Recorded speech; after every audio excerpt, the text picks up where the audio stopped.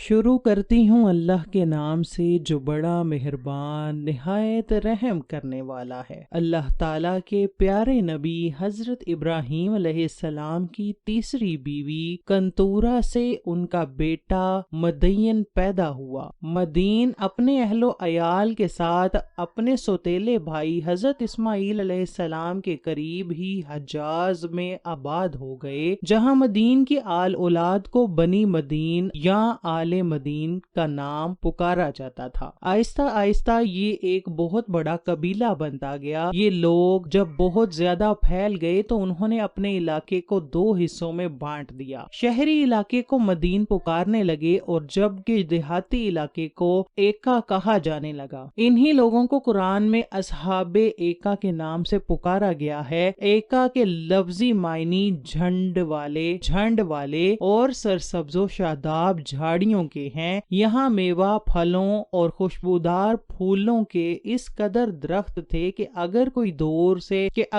دور سے اس بستی کو دیکھتا تو یہ معلوم ہوتا کہ جیسے یہ کوئی بستی نہیں بلکہ ایک خوبصورت سرسبز و شاداب درختوں کا جھنڈ ہے۔ اسی وجہ سے قرآن پاک میں اللہ تعالیٰ نے ان کے لیے ایکا کا لفظ استعمال کیا ہے، جبکہ امام ابن کثیر نے لکھا ہے کہ یہاں ایکا نام کا ایک درخت تھا جس کی اہل مدین پوجا کرنے لگ گئے تھے، جس کی وجہ سے اس کو اصحاب ایکا کہا کرتے تھے۔ بہرحال مقبول روایات یہی ہے کہ اہل مدین اور اصحاب ایکا ایک ہی قبیلہ تھا جو باپ کی نسبت کی وجہ سے مدین کہلایا اور زمینی اور جغرافیائی حیثیت سے اصحاب ایکا کے لقب سے مشہور ہوا۔ عرب کی مشہور شاہراہ جو کہ حجاز کے قافلوں کو شام، فلسطین، یمن اور مصر تک لے جاتی ہے، بحیرہ کلزم کے مشرقی کنارے سے گزرتی تھی، قرآن میں اس کو امام مبین کہا گیا ہے۔ اہل مدین اسی شاہراہ پر بحیرہ کلزم کے مشرقی کنارے پر آباد ہوا تھا۔ اہل مدین بے حد خوشحال اور امیر تھے۔ دور دراز سے قافلے ان کی بستی میں آتے اور یہاں سے پھل، سبزیاں اور اناج وغیرہ لے جاتے تھے، تو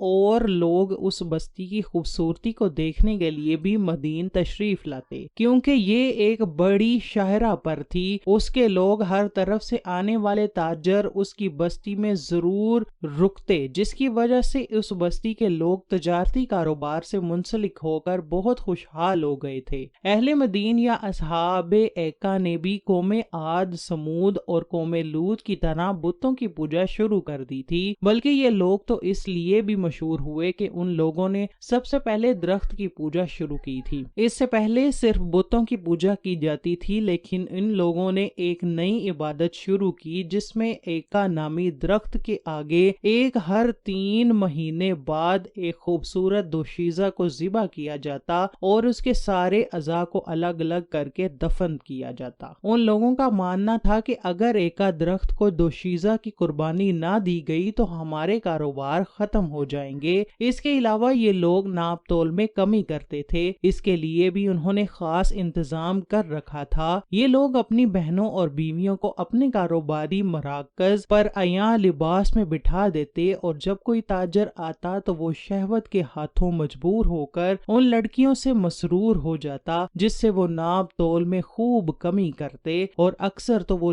چیزیں ہی بدل ڈالتے تھے۔ پھر اللہ پاک نے ان کی طرف حضرت شعیب علیہ السلام کو مبعوث فرمایا۔ حضرت شعیب علیہ السلام کا تعلق بھی اہل مدین سے ہی تھا۔ ان کا شجرہ نسب کچھ یوں بیان ہوا ہے: حضرت شعیب بن سیفون بن ایفا بن ثابت بن مدین بن حضرت یعقوب علیہ السلام۔ قرآن کریم میں 11 جگہ پر حضرت شعیب کا ذکر ہوا ہے۔ نبوت سے پہلے بھی حضرت شعیب اپنی قوم میں اپنی ایمانداری اور نیک نیتی پر مشہور تھے، اور نبوت ملتے ہی آپ علیہ السلام نے اپنی قوم کو تبلیغ کرنا شروع کر دی۔ حضرت شعیب کو نبی پاک حضرت محمد صلی اللہ علیہ وسلم نے خطیب الانبیاء کا لقب دیا ہے، جس کی وجہ یہ تھی کہ جب حضرت شعیب تبلیغ کرتے تو لوگوں پر جیسے جادو ہو جاتا، لوگ کام کاج چھوڑ کر ان کی باتیں سنتے، لیکن اس کے باوجود بھی چند غریب لوگوں کے کوئی بھی آپ پر ایمان نہ لایا،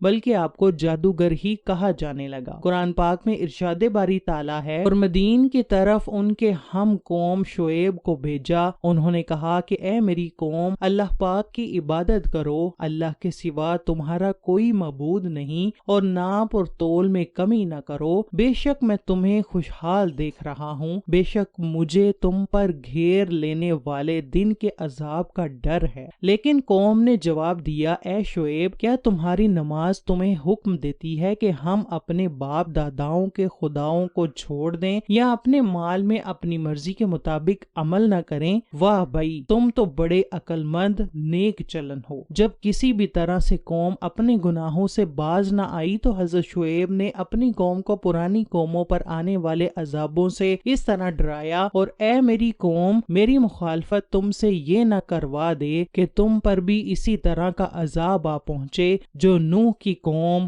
ہود کی قوم اور صالح کی قوم پر آیا تھا، اور لوط کی قوم تو تم سے کوئی دور بھی نہیں۔ پوری قوم حضرت شعیب کے خلاف ہو گئی اور حضرت شعیب علیہ السلام کو دھمکی دی کہ یا تو تم ہمارے دین میں شامل ہو جاؤ ورنہ ہماری بستی سے نکل جاؤ۔ حضرت شعیب علیہ السلام کہنے لگے، اگر تیرا اتنا بڑا قبیلہ نہ ہوتا تو ہم دیکھتے کہ تو کس طرح سے ہمیں ہمارے دین سے ہٹاتا ہے، ہم تجھے سنسار کر دیتے۔ حضرت شعیب علیہ السلام نے دیکھا کہ اب ان سے کوئی امید نہیں اور ان لوگوں کو میں ہر طرح سے سمجھا چکا ہوں، تو آخری فیصلہ سنا دیا کہ اے میری قوم، تم اپنے طریقے پر عمل کرتے رہو اور میں اپنے طریقے پر عمل کر رہا ہوں، تھوڑے دنوں میں معلوم ہو جائے گا کہ تم کس پر رسوا کن عذاب آئے گا، کون جھوٹا ہے اور کون سچا ہے۔ اس کو اللہ پاک نے قرآن پاک میں فرمایا ہے، اے ہمارے رب، ہم میں اور ہماری قوم میں حق کے ساتھ فیصلہ فرما دے، اور تو سب سے بہتر فیصلہ فرمانے والا ہے۔ لیکن پھر بھی اس قوم نے اپنے گناہوں سے توبہ نہ کی، بلکہ حضرت شعیب سے کہا کہ اگر تم سچے ہو تو ہم پر آسمان کا کوئی ٹکڑا گرا کر ہم کو ہلاک کر دو۔ اس کے بعد اس قوم پر خداوند و قہار و جبار کا قاہرانہ عذاب آ گیا۔ وہ عذاب کیا تھا؟ اللہ اکبر، سنیے اور عبرت حاصل کیجیے۔ حدیث شریف میں آیا ہے کہ اللہ پاک نے ان لوگوں پر جہنم کا ایک دروازہ کھول دیا جس سے پوری آبادی میں شدید گرمی اور لو کی حرارت و تپش پھیل گئی اور بستی والوں کا دم گھٹنے لگا، تو وہ لوگ اپنے گھروں میں گھسنے لگے اور اپنے اوپر پانی کا چھڑکاؤ کرنے لگے، مگر پانی اور سایہ سے انہیں کوئی چین اور سکون نہیں ملتا تھا اور گرمی کی تپش سے ان کے بدن جلستے جا رہے تھے۔ پھر اللہ پاک نے بادل کا ٹکڑا بھیجا جس نے اس بستی کے ایک حصے میں چھاؤں کر دی اور اسی چھاؤں میں ٹھنڈی ہوا چلنے لگی۔ بس پھر سب بستی کے لوگ اپنے گھروں سے نکل کر اس بادل کے سائے میں آ گئے۔ جیسے ہی سب لوگ بادل کے نیچے آ گئے تو پہلے ایک زوردار چیخ آئی، پھر اللہ پاک نے آگ کے گولے برسائے اور ساتھ ہی زلزلہ بھی آ گیا۔ استغفر اللہ۔ ایسے ہی ایک ساتھ کئی عذاب اس سے پہلے کئی قوموں پر آئے۔ حضرت شعیب علیہ السلام اور ان کے ماننے والے اس عذاب سے محفوظ رہے۔ قوم کی ہلاکت کے بعد حضرت شعیب شیون کے مغرب میں شبام نامی علاقے میں تشریف لے گئے، وہیں آپ کا انتقال ہوا اور آپ کا مزار مبارک بھی شبام میں ہے۔ دوستو، درختوں کی پوجا اور ناپ تول میں کمی کی وجہ سے اللہ تعالیٰ نے اہل مدین کو دردناک عذاب میں مبتلا کیا تھا، اور انتہائی افسوس کے ساتھ کہنا پڑ رہا ہے کہ آج ہم مسلمان بھی ناپ تول میں کمی جیسے گناہ کی دلدل میں پھنس چکے ہیں۔ ہر طرف چور بازاری گرم ہے۔ کیا آج ہم بھی اپنی لڑکیوں کو ماڈل بنا کر کاروبار نہیں کر رہے؟ اللہ پاک سے دعا ہے کہ وہ ہمیں ان سب برائیوں سے پاک کر دے، اور اے اللہ پاک، ہم پر وہ بوجھ نہ ڈال جس کو اٹھانے کی سکت ہم میں نہیں ہے۔ ہمارے رزق، مال اور اولاد میں برکت عطا فرما دے۔ آمین لکھنا مت بھولیے گا۔